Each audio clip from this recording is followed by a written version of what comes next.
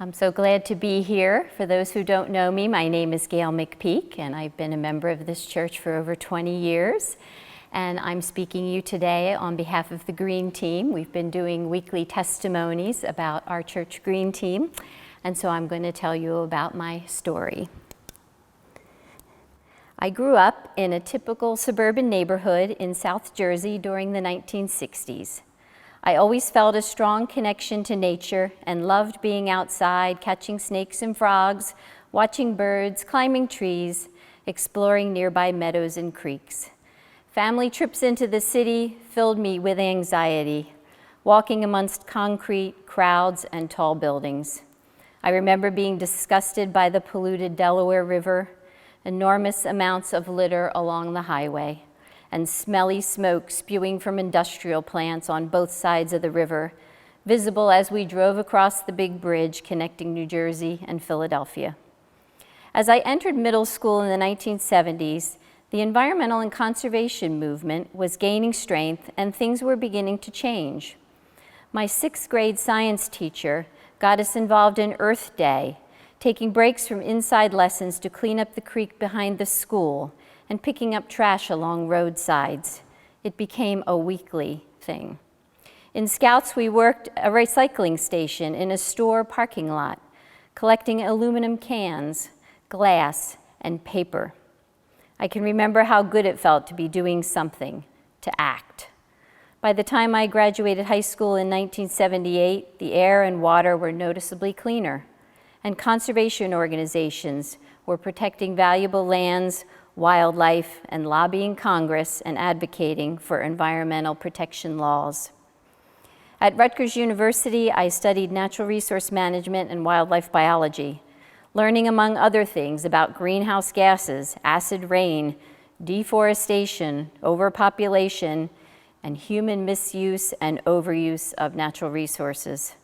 It was downright depressing, but also hopeful, because it seemed so many people were taking notice and acting, and I was determined to be a part of this movement. I went on to work in conservation, wildlife ecology, and environmental education for 12 years before starting a family. I thought with so many scientists and advocates caring for the earth, things would get better, right? Wrong. As lawyer and longtime environmental activist James Gus Speth explained at a 2007 gathering of scientists and evangelicals uniting to protect creation, he said, "I used to think that if we threw enough good science at the environmental problems, we could solve them. I was wrong. The main threats to the environment are not biodiversity loss, pollution, and climate change, as I once thought. They are selfishness and greed and pride.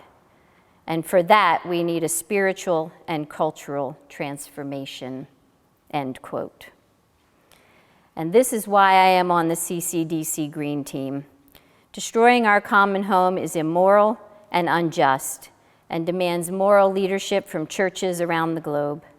Scientists have done the work, we know the problems, and we know the solutions, but clearly this is not enough. As Jim Antal states, our generation has a moral obligation to protect God's creation. We are the first generation to foresee and the final generation with an opportunity to forestall the most devastating effects of climate change. We have to value the common good above all and expand the golden rule, do unto others, to include future generations. If you have not yet read Jim's book, Climate Church and Climate World, I strongly encourage you to do so.